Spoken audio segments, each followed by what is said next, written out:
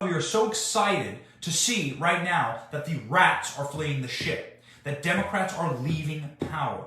They are exiting of their own fruition, They are leaving office. Now, these are powerful Democrats, people who've been in the party for a very long time, people who have been a part of this party, a part of the Democratic Party, for some of them, many decades. Why are they leaving? Why are they leaving?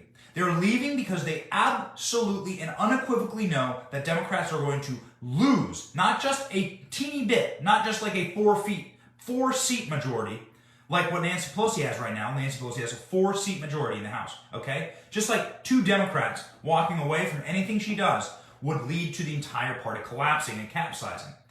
No. They know that it is going to be a multi-generational 100-seat majority, 100 seats majority in the House and the Senate, and it's going to crush them. And they don't want any part of it. They don't want to have to live inside of a world of endless and unlimited investigations. Look at what they're doing now, pulling people's text messages. They're going to do the same thing with Fauci. They're going to do the same thing with Biden, with Kamala. Ladies and gentlemen, you haven't seen it get started yet, and all these Democrats are saying, I am done. You would rather leave D.C., trust me, on your terms than on someone else's terms, saying that you're the loser. You lost your seat as an incumbent. So all these incumbents in powerful positions are exiting office, and today we have another one. 25, it probably will be 45 by the time we're done. 25 Democrats out, leaving office. Let's go ahead and listen to the report. Democrats could lose their grip on Congress as 2 more House members announced their retirement. The total number of departures is now at 25, but that number is expected to grow before the midterm elections as the president's approval rating continues to tank. Aisha Hasni is live on Capitol Hill for us. So, Aisha, these are longtime members with positions of power. Yeah, good afternoon to you. That's right, Sandra. You know, we're looking at one member who's a part of the House Appropriations Committee. That's a big deal. And another member who was the only person to ever defeat former President Barack Obama. So 2 big seats here up for grabs now, as it feels like almost every week now another Democrat announces their exit plan. So late last night, Congresswoman Brenda Lawrence from Detroit announced that she will not seek re-election, and longtime Chicago Congressman Bobby Rush, following suit, they're also retiring, although he made sure to tell the press he's not cutting and running ahead of what is expected to be a bloody midterm for the left. So that brings the current tally of departures now to 25 House Democrats as opposed to just 12 on the GOP side. Now, Democratic Caucus Chair Hakeem Jeffries had previously told me retirements are expected during a redistricting year, but this wave really is only expected to grow as the left faces strong headwinds in the midterms as they try to keep their very slim majority. The president's sinking approval numbers sure aren't helping. Neither does all the party infighting or its inability to move major pieces of his agenda across the finish line. That doesn't help. Minority Leader Kevin McCarthy has been calling House Speaker Nancy Pelosi a, quote, lame duck speaker, as Democrats really try to push back on this question of how the speaker can deliver if her members and even possibly herself are on their way out. Well, we're still fighting to make sure we retain the majority. She has a lot of respect across the caucus, as does the president. And I don't think anyone is saying whether we know or not what she's going to do next term, that impacts her ability to deliver. And Congressman Ro Khanna also acknowledged, look, Democrats have to address 2 big issues here, COVID and inflation. And if they can do that successfully in the next 3 months or so, he thinks that they still have a chance at winning the midterms. We shall see. Okay, no. Sorry. How about no? You're not going to win the midterms. You people have obviously not been able, you wouldn't be able to win a boxcar derby. You wouldn't be able to win inside of a Cracker Jack box or a fortune cookie. Although, let's be perfectly honest, the only thing that you would be able to manufacture would be fortune cookies directly from the Communist Party of China. That is the only thing that you are interested in manufacturing. You people have abandoned our country. You've abandoned our currency. You've abandoned our security. You've abandoned our border. You've abandoned our military. You've abandoned our schools. You've abandoned us internationally. You've abandoned America as a great nation. And to run America, to do anything successfully, you must love the people that you are protecting. I love my family, I love my employees, I love the people who make the show possible, and therefore I act in your service to protect you. However, if you don't love the people, if I didn't love my family, or if I didn't love you, or if I didn't love my employees, then I would be a terrible boss, a terrible husband, a terrible father. These people are terrible leaders. Now, they're often childless and godless, these people, the Faucis and Kamala Harrises and Joe Bidens of the world. They are obviously terrible parents. Imagine the guy who raised Hunter Biden lecturing you about what you should do with your children. Why don't we take a second and stop and look at the amount of dangerous substances put into your child, Joe Biden. Those substances included but not limited to crack cocaine and Parmesan cheese out of the carpet.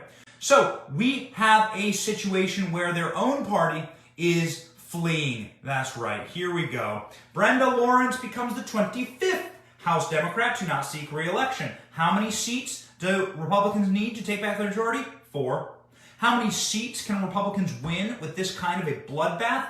100. We can win 100 seats. Republicans can win 100 seats and can quite literally make a generational majority for our party if we grow some brass balls and an iron spine. I'm also going to be using this channel in order to push members of our party into having some guts. It's about damn time that we take it to the left. The way that they view the battlefield is this: win or nothing.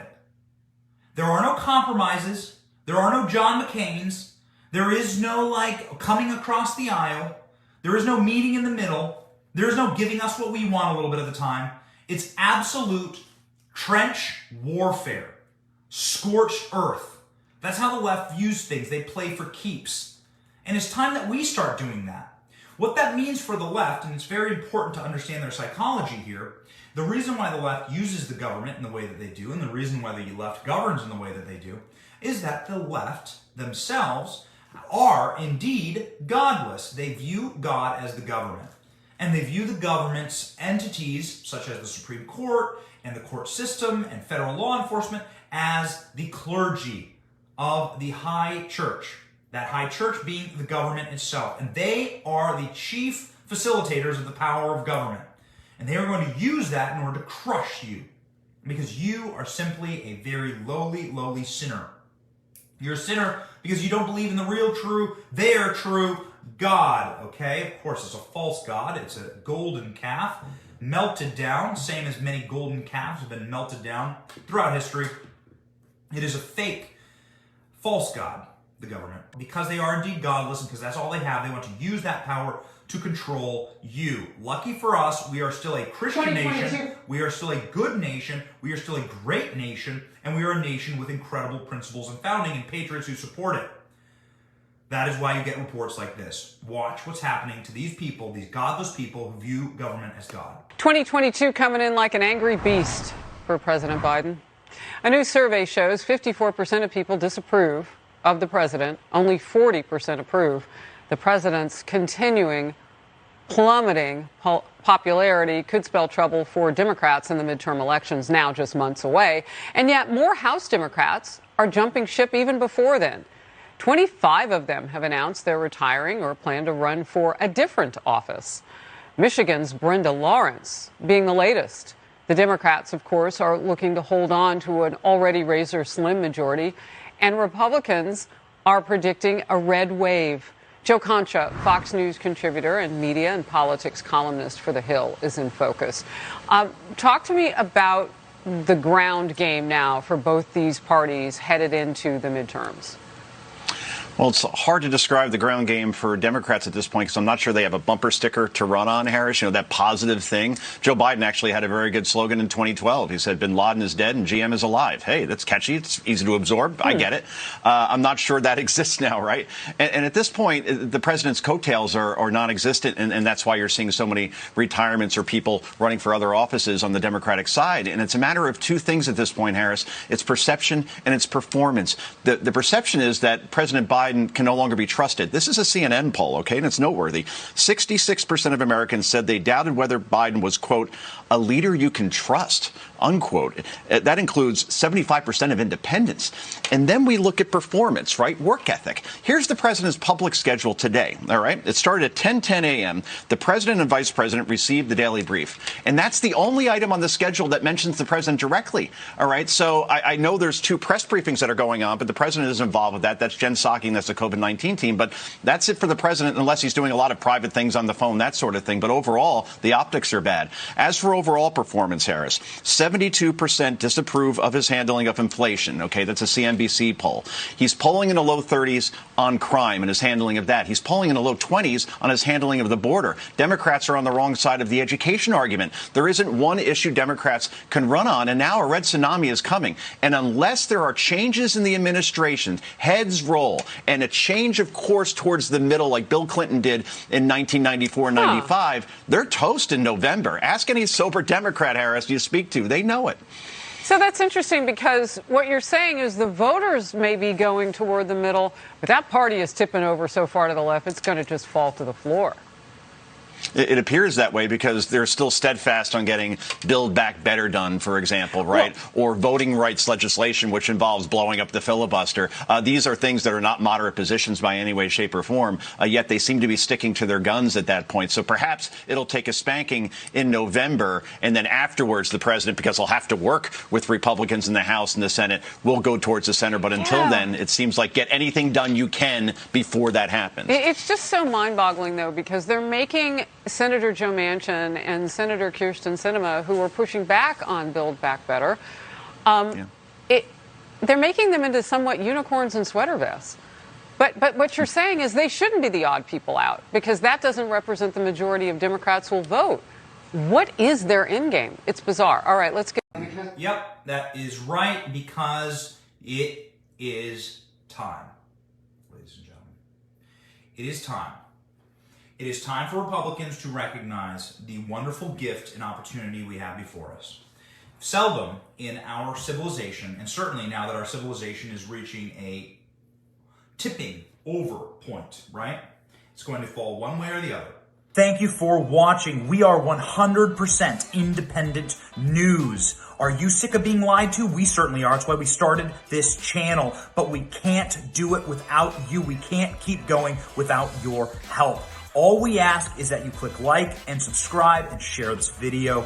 It's free and it keeps us going. It keeps us growing. And it keeps us getting the truth out there to break the rotted corporate media infrastructure that wants to lie to you every single day, wants to corrupt your narratives, your truth, your story, and your very society. So support us by clicking like, clicking subscribe, and thank you, Patriots.